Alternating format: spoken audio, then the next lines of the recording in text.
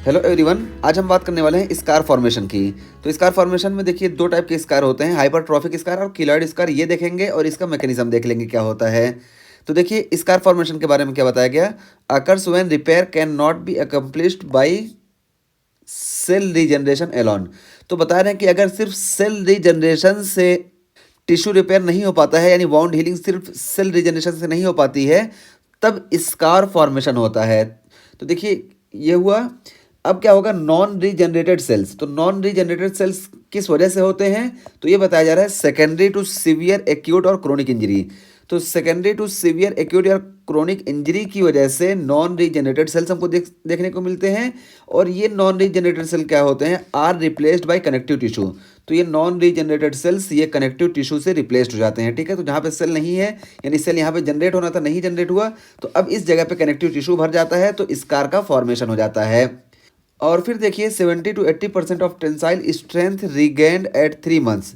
तो 3 मंथ में 70 to 80% of the tensile strength ये रिगेंड हो जाती है। हम स्टेजेस ऑफ वाउंड हीलिंग में भी बात की है।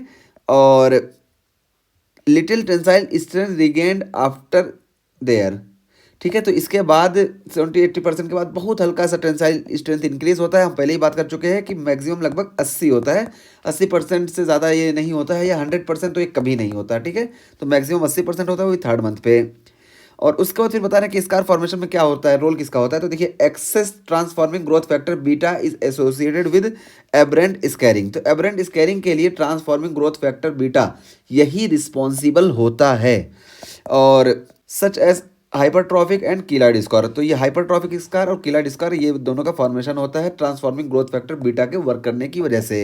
और इसमें मैकेनिज्म क्या होता है कि नॉन रीजनरेटेड सेल हो जाते हैं, और जब सेल नॉन रीजनरेट होंगे तो इस जगह पे कनेक्टिव टिश्यू आ जाएंगे। ठीक है, तो इस वजह से स्कार का फॉर्मेशन होगा। अब देखिए ये हाइपरट्रॉफिक स्कार और कीलॉइड स्कार में क्या फ़र्क होता है। तो कोलेजन सिंथेसिस की बात करें तो देखिए हाइपरट्रॉफिक स्कार में टाइप 3 कोलेजन जो होता है ये ज़्यादा होता है। ठीक है, हाइपरट्रॉफिक स्कार में। जबकि कीलॉइड स्कार की बात करें तो यहाँ पे देखिए टाइप 1 और टाइप 3 कोलेजन ये दोनों ज़्यादा होंगे, बहुत ज़्यादा होंगे। तो देखिए यहाँ पे हमको ऐसे भी पता चल रहा है, देखिए यहाँ पे कोलेजन कम है, यहाँ पे देखिए कोलेजन कितने ज़्यादा हैं। तो यहाँ पे टाइप 1 और टाइप 3 दोनों ज़्यादा होंगे और बहुत ज़्यादा होंगे, यहाँ पे सिर्फ टाइप 3 ज़्यादा होगा। बाकी कोलेजन ऑर्गेनाइजेशन की बात करें तो यहाँ पे पैरेलल होगा। तो देखिए देखने से ही पता चल रहा है कि यहाँ पे कोलेजन ऑर्गेनाइजेशन पैरेलल है और यहाँ पे डिसऑर्गेनाइज्ड होगा। और एक्सटेंट ऑफ स्कार तो यहाँ पे देखिए combined to border of original wound. तो देखिए ओरिजिनल वाउंड का जो बॉर्डर है इसी में ये कन्फाइंड रहेगा। जबकि ये देखिए extend beyond border of original wound.